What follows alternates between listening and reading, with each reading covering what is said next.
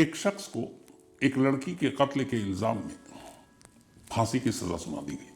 पहले lower court ने सुनाई, फिर हाई कोर्ट ने, फिर सुप्रीम कोर्ट ने। वो लड़की जिसका कत्ल हुआ था उसी लड़के की दोस्त थी और क्राइम सीन से जो सारे सबूत मिले थे वो उस लड़के के खिलाफ थे। आप क्राइम से जुड़ी ऐसी ही सच्ची कहानी सुनना चाहते हैं तो चैनल को सब्सक्राइब करना ना भूलें। कमेंट बॉक्स में अपनी राय जरूर दें। धन्यवाद। चलिए कहानी में आगे बढ़ते हैं।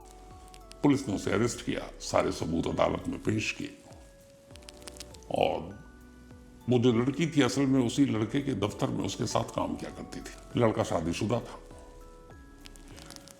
अब उम्र भी कम और इस उम्र में एक कत्ल और ऊपर से सजाए मौत। लोअर कोर्ट, फिर हाई कोर्ट, फिर सुप्रीम कोर्ट, कहीं से माफी मिली नहीं। फांसी की सजा बरकरार रही। कई बरस बीत गए। अक्सर उसकी बीवी जेल में उससे मिलने आया करती।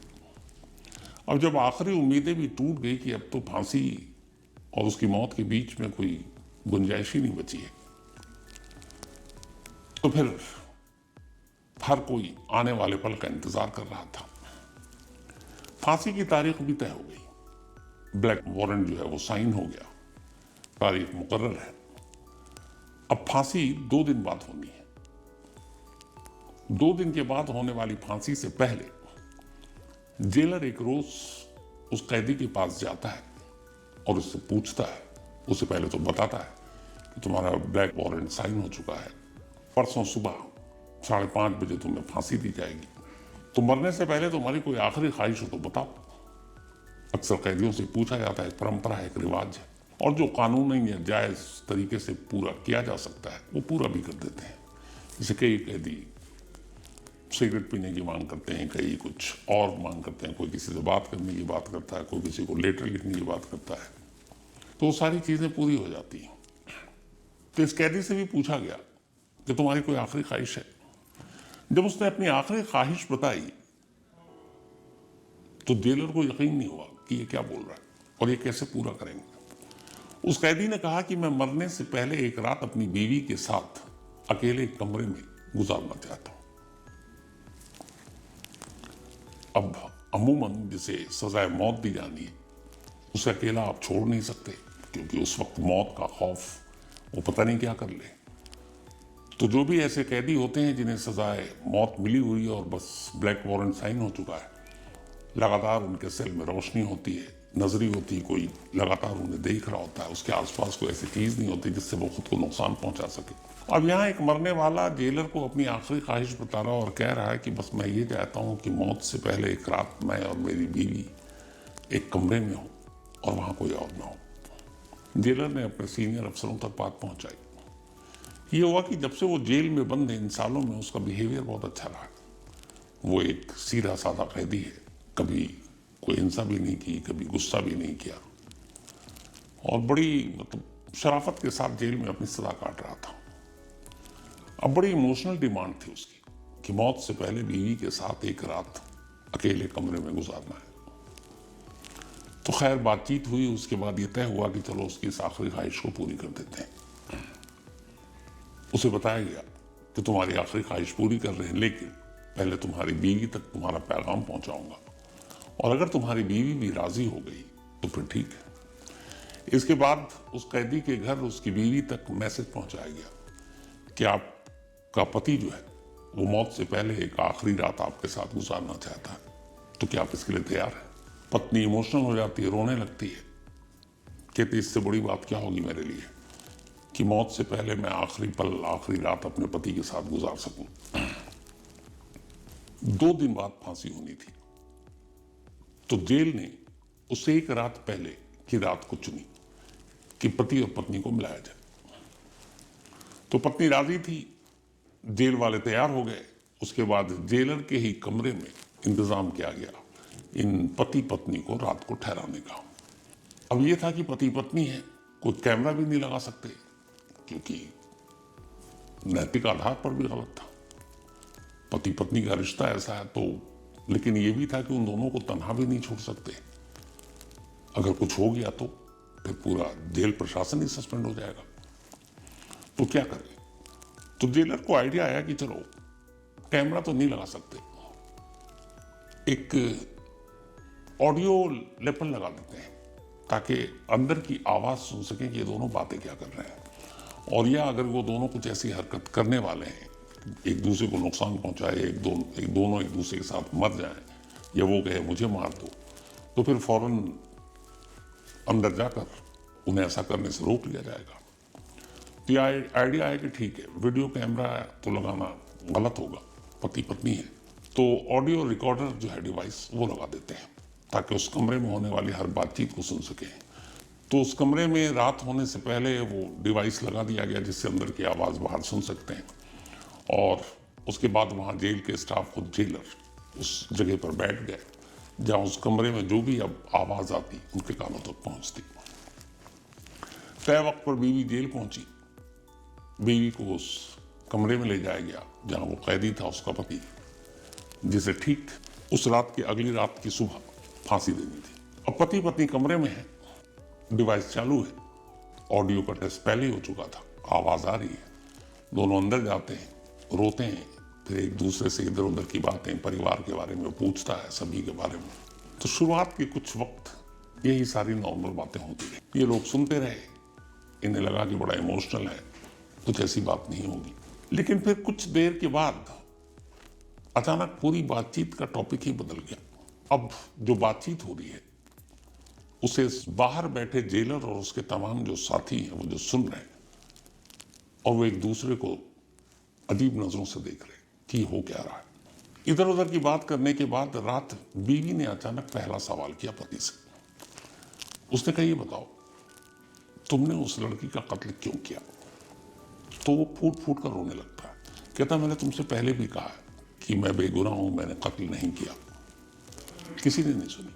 मैं अदालतों में चीखा, पुलिस वालों से कहा, यहाँ जेल में लगातार बोला। जेलर को भी याद आया, शुरू से कहता था मैं बेकसूर हूँ, बट मेरी बात किसी ने सुनी, इसलिए कि सारे सबूत मेरे खिलाफ थे।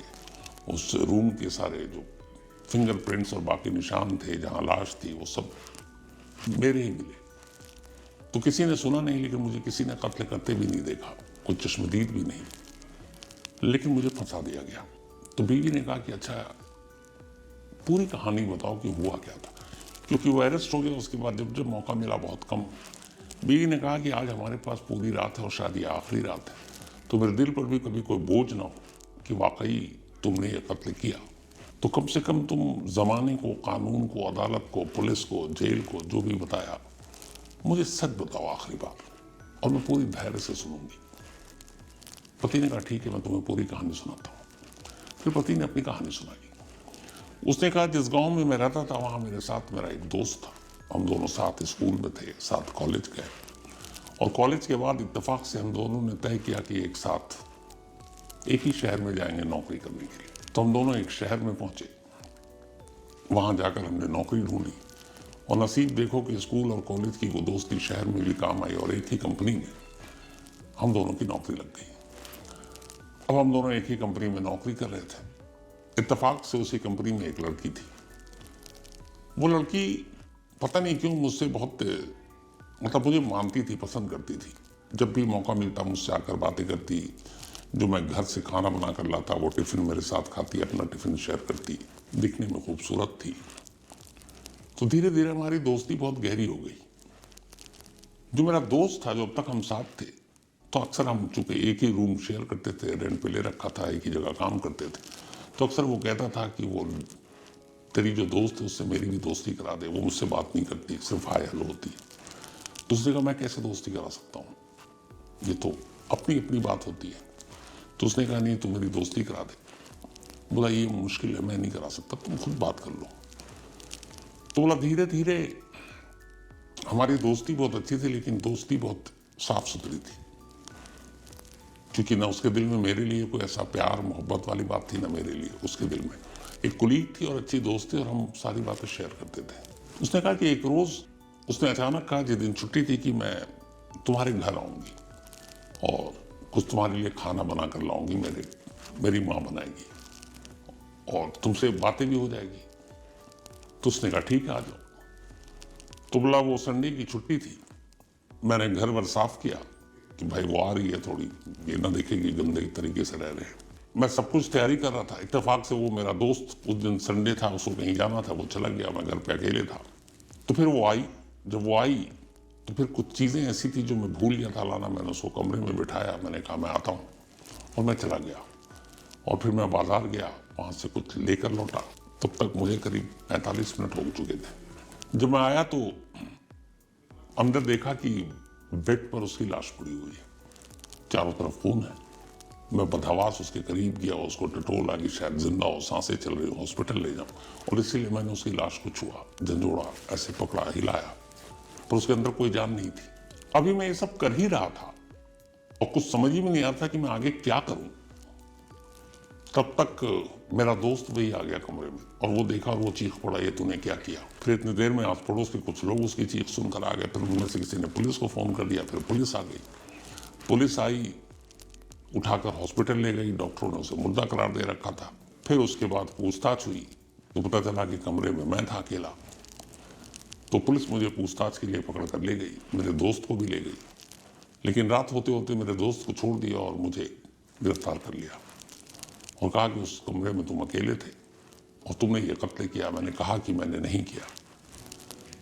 अब उसने कहा, मैं भी समझ नहीं पा रहा था कि मेरे पीछे में हुआ क्या उन 45 मिनट में, मुझे आज तक नहीं पता।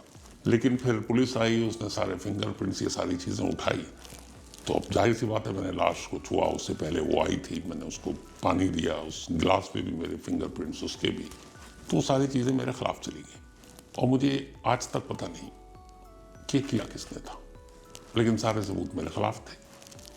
तो पुलिस ने चार्जशीट दाखिल कर दी, उसके बाद मुझे गिरफ्तार किया गया, मुकदमा चला, आखिर तक चलता रहा और हर जगह से मैं हार गया।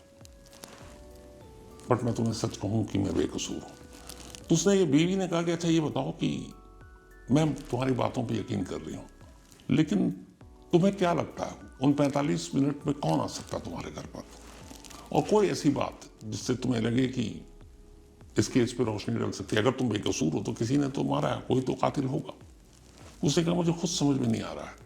फिर कहता है कि एक ही बात मन में आती बार बार, लेकिन वो मैं किसी से इसलिए नहीं कहता कि मेरे पास कोई सबूत नहीं है। तो उसने कहा क्या आती है, कभी तुमने मुझे भी नहीं बताया। उसने कहा कि जिस दिन वो आ रही थी उस रात मैंने अपने दोस्त से शेयर किया था कि कल वो आएगी, थोड़ा घर वर साफ करना है। तो उसने बहुत इंटरेस्ट लेके पूछा था अच्छा कितने बजे आएगी। वो सारी चीज़ें पूछने के बाद जब सुबह उठा तो उसने कहा कि जब वो आने का वक्त था उससे थोड़ी देर पहले उसने कहा कि मुझे कुछ काम है, मैं जा रहा हूँ। मैंने उसे कहा भी रुक जा, उससे मिल ले रहा था। उसने कहा नहीं मुझे कुछ काम है, वो चला गया। तो मुझे ये बड़ा अजीब लगा। रात को वो बहुत इंटरेस्ट ले रहा था, सुबह अचानक उससे ऐन पहले वो चला गया, और हमारे घर में और कोई कभी आता नहीं है। और फिर जब ये सब कुछ हुआ उसके 5 मिनट के बाद वो अचानक घर के अंदर था, मेरा दोस्त। तो मुझे ये भी समझ में नहीं आया कि वो उसने कहा था कि मैं शाम तक लौटूंगा, और उसी वक्त लौट आया। और जब मैं ऐन लाश के पास था, उसको देख रहा था, वो आया और उसी ने जोर से वो चीखा, और उसकी चीख सुनकर आस पड़ोस के लोग आ गए और उन्होंने पुलिस को फोन किया। तो बस एक शक है मेरे मन में कि कहीं मेरा दोस्त तो इसके पीछे नहीं है, लेकिन बचपन से मैं उसे जानता हूँ, वो कम से कम कत्ल नहीं कर सकता, और मैं उसका इतना अच्छा दोस्त हूँ कि मुझे झूठे केस में फंसा भी नहीं सकता। लेकिन मन में है कि फिर और कौन, तो और कौन का जवाब मिलता नहीं, ले देकर बात उसी पर आकर रुक जाती है। लेकिन उसके खिलाफ आज तक मुझे कोई सबूत मिला नहीं, तो मैं कुछ बोला नहीं।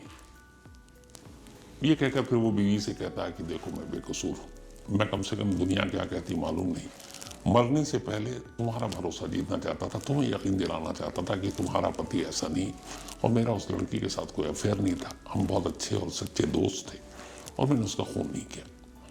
बीवी कहती है कि मैं तुम्हारी बातों पर यकीन करती हूँ।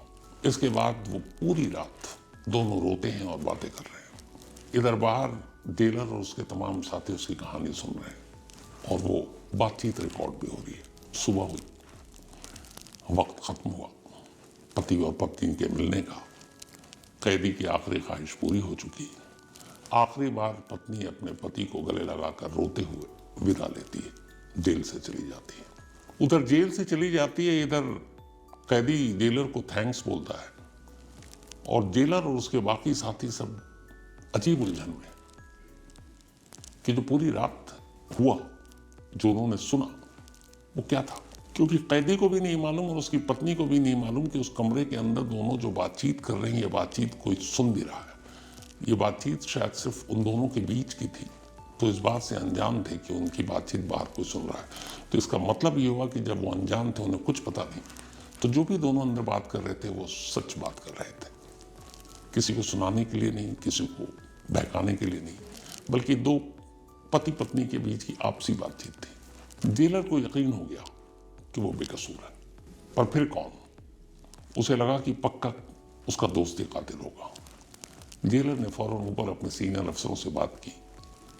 उन्होंने कहा कि अब क्या होगा, सुबह हो गई, आज आखिरी रात है, कल सुबह उसकी फांसी का वक्त है, अब कुछ नहीं कर सकते। वो अपने सीनियर से बोला कि साहब, तमाम गुनहगारों को फांसी हो ठीक है, एक बेकसूर को फांसी हो, ये कम से कम इंसाफ और कानून का भी कत्ल है।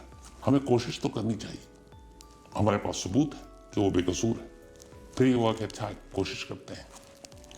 इसके बाद वकील के थ्रू अदालत में फौरन इमरजेंसी सुनवाई की अपील की गई और कहा गया कि ऐसी ऐसी एक बात थी, एक कैदी ने आखिरी ख्वाहिश जताई, पत्नी आई, दोनों बंद कमरे में बात कर रहे हैं, इस बात से अनजान कि वहाँ एक ऑडियो रिकॉर्डर रखा हुआ है और उनकी पूरी बातचीत रिकॉर्ड हो गई है और इस बातचीत के हिसाब से वो बेकसूर है।